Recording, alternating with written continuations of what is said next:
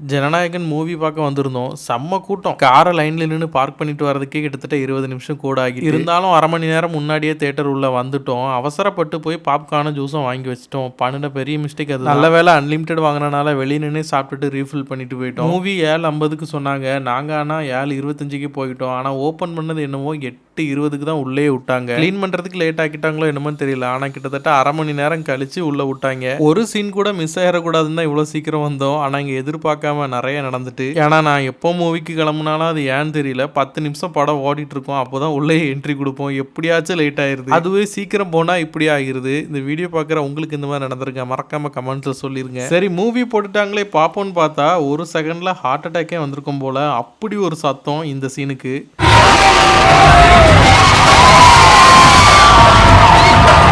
ஃபைனலாக மூவி முடிய போகுதுன்னு தெரிஞ்ச உடனே பாப்கார்னும் ஜூஸும் இன்னொருக்கா ரீஃபில் பண்ணிட்டு கிளம்பி இந்த வீடியோ பார்க்குற நீங்கள் என்ன பண்ணுறீங்க அப்படி இந்த வீடியோக்கு ஒரு லைக் கொடுத்து நம்ம சேனலை சப்ஸ்கிரைப் பண்ணிக்கோங்க. அடுத்த வீடியோவில் சந்திக்கலாம்.